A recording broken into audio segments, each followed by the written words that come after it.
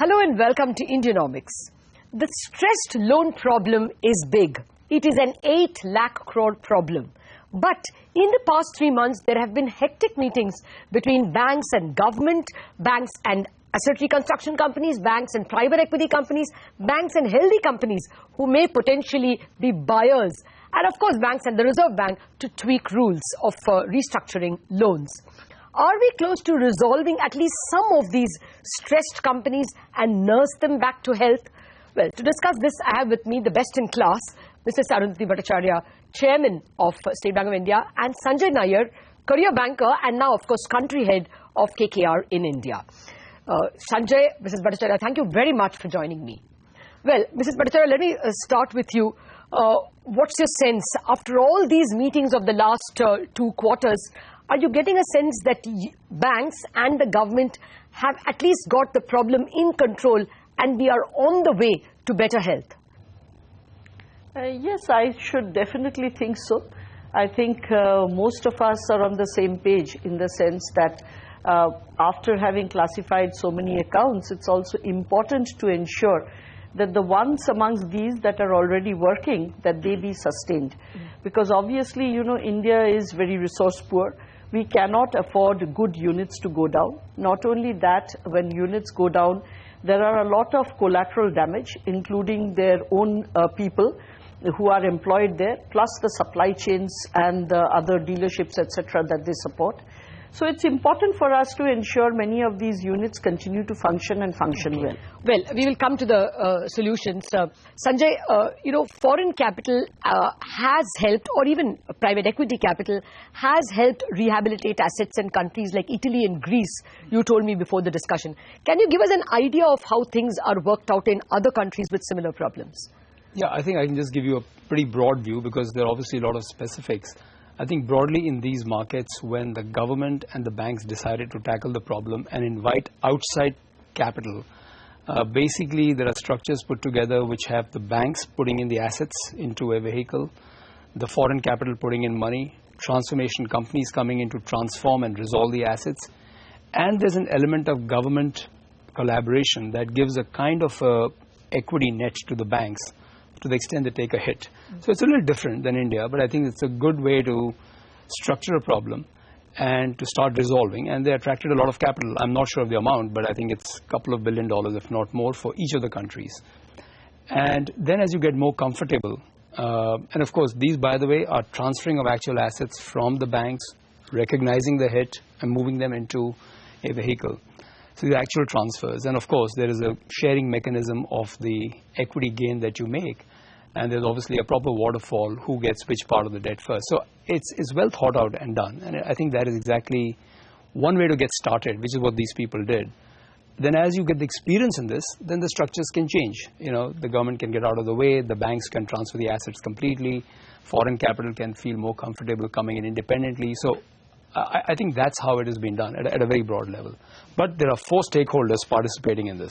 Mrs. Bhattacharya, you know, is that, let's take the issue of the hit that banks will have to take. Is that the main problem? This meeting ground between the guy who's ready to buy the bad asset and the banks. You can't take a hit beyond a point because of the financials. Is that what is stymieing sale of assets? No, I don't think so at all. Because I think, you know, you are looking at the whole problem and expecting that the whole thing will get resolved in the first instance itself. It never happens like that. So we should start with 3 or 4 of the larger ones and then start seeing how it pans out. And this $2 billion is something that is initially expected. It's not something that is going to be the sum total of all that comes in. So, you know, it's a question of starting off the entire exercise and then proceeding as things happen. Also, you need not always put in assets with a 40–50% haircut. That again is a generalization. In these cases, there are also good assets where you may not need to take that much of a haircut as well.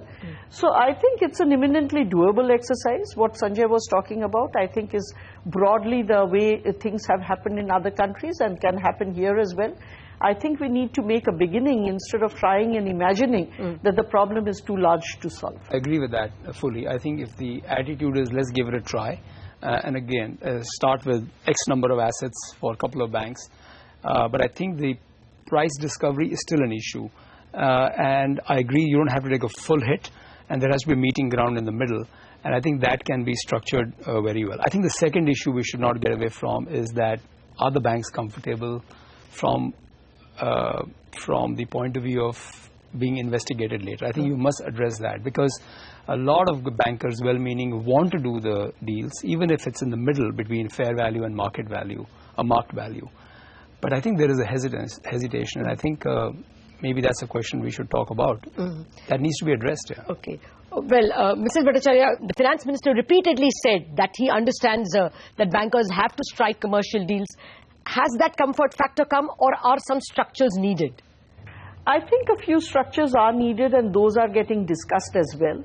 As you know, there has been talk, and you all have reported it in the media as well, that we are looking at an independent committee that may possibly go through the process, not the pricing, because that is a commercial decision, but the process, to ensure that the process that is taken is fair and transparent.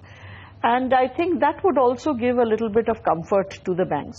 But yes, this is what should I say?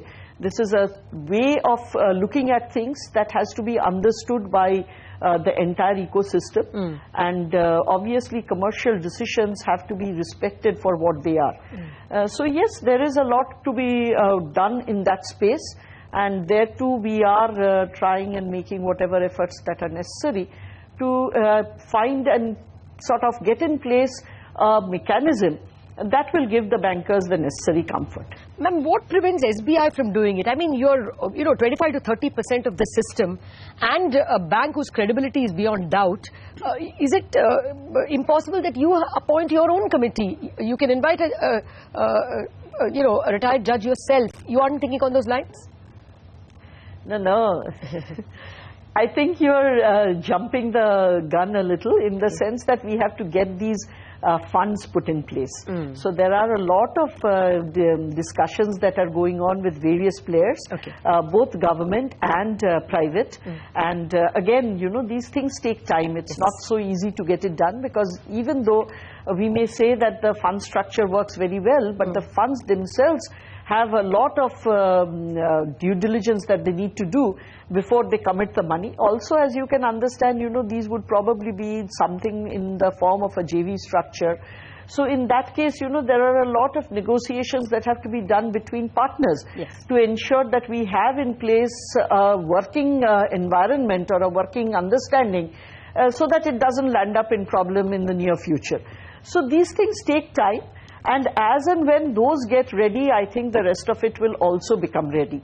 So it's we are working on all of these fronts, and I think the amount of effort that we are putting in should have some kind of result within the next maybe 60-90 days. You are our best bet, Mrs. Bhattacharya. We are hoping that results will come in. We have to take a break, but we are back with exactly those issues that you raised in terms of funds and funding structure, as well as if the banks take a hit, what kind of a hit can we make the promoters, the erring promoters also take? Those questions to our panel in a minute after this break.